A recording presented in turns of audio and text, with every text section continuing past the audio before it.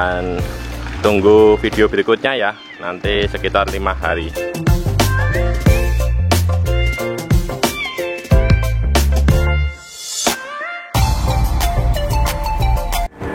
Ketemu lagi ya teman-teman. Video kali ini saya masih membahas seputaran nila biovlog.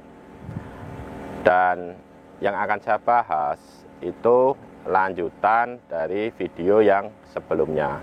Mungkin teman-teman kalau pengen tahu bisa disimak video sebelumnya tentang mempercepat pertumbuhan bakteri dan pembentukan vlog.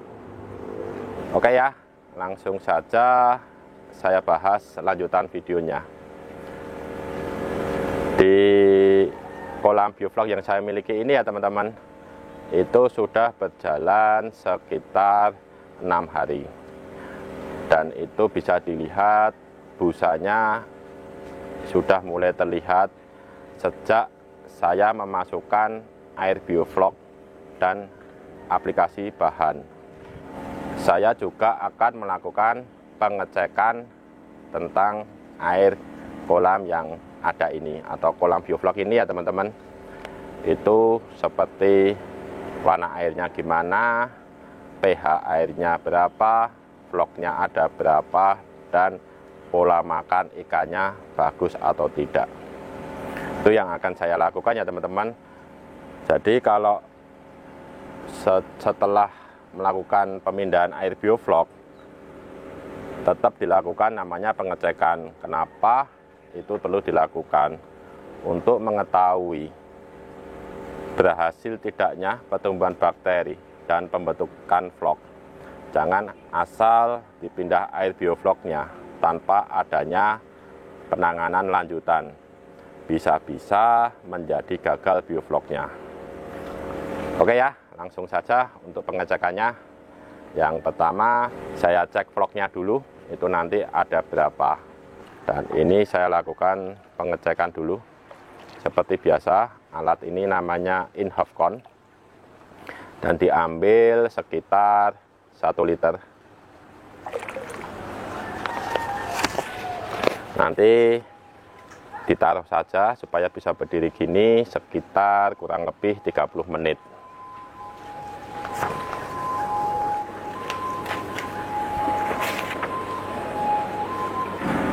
Sembari menunggu vlognya ada berapa, itu saya juga akan melakukan yang namanya mengukur pH ya. Untuk kolam ini ya teman-teman, itu pH-nya ada berapa. Dan alat yang saya gunakan mungkin teman-teman sudah banyak yang tahu, ini namanya pH meter. Dan biasanya untuk pH-nya kalau normal sekitar 6 atau 7.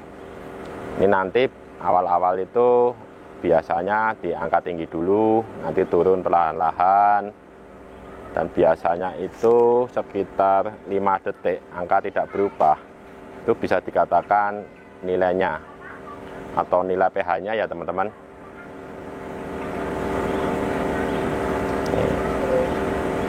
Ini nilainya 6,93. Dan itu bisa dipastikan kalau air kolam ini normal ya teman-teman, atau air biovlognya. Itu pengecekan yang kedua. Yang pertama tadi cek vlog, cek pH sudah, dan yang sekarang cek warna air. Ini teman-teman bisa dilihat, kalau baru berjalan 5 hari itu warna airnya biasanya coklat muda seperti ini ya teman-teman. Ini warna airnya coklat muda, ada sedikit kehijauan, itu sesuatu hal yang biasa. Kenapa? Karena bakteri belum banyak dan fitoplankton juga masih ada atau tumbuh ya. Jadi bakteri belum bisa menguasai fitoplankton atau mengendalikan fitoplankton. Tapi kalau warna airnya itu hijaunya pekat, berarti itu menandakan fitoplankton mendominasi kolam. Itu kurang bagus ya teman-teman kalau hijaunya sampai pekat. Tapi kalau coklat muda kayak gini, itu itu bisa dikatakan normal. Inilah perjalanan atau perubahan air menjadi bioflok ya, atau biasanya nanti lama-lama bisa menjadi coklat tua. Dan kalau busa inilah setahu saya cara kerja bakteri menguraikan sisa makanan, kotoran ikan. Itulah kerja bakteri, biasanya ditandai dengan adanya busa. Dan busanya ini juga dianggap normal karena hanya sedikit, tidak sampai penuh atau sekolam itu penuh dengan adanya busa.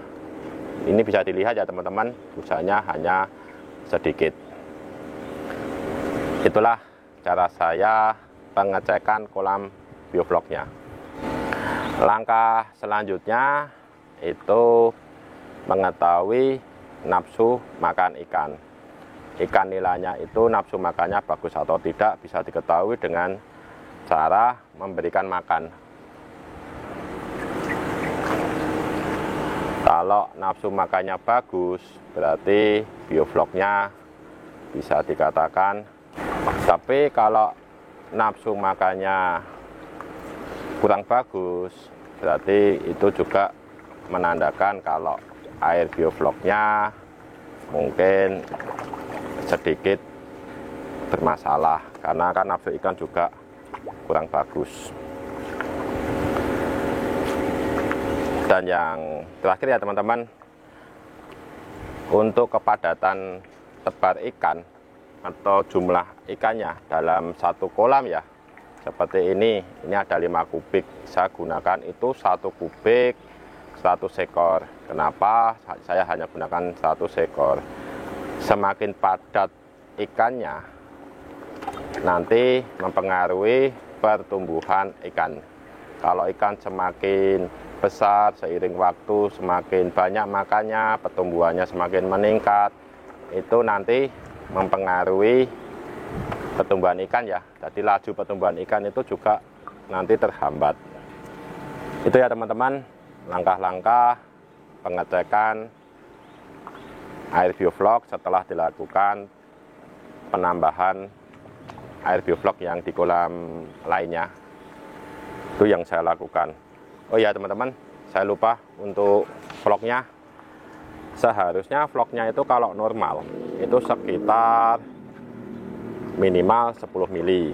Kalau ini bisa dikatakan bagus ini teman-teman, di atas 10 mili. Ini ada hampir 20 mili ya. Jadi bisa menandakan kalau untuk bioflok ini atau kolam bioflok itu kondisinya bagus dan normal. Oke ya teman-teman, itu cara saya melakukan pengecekan setelah terjadi penambahan air bioflok di kolam yang lainnya. Mungkin seperti biasa, ada pertanyaan, masukan, saran, ditulis di kolom komentar. Sebisa mungkin nanti saya jawab. Terima kasih sudah menonton video ini. Sekian.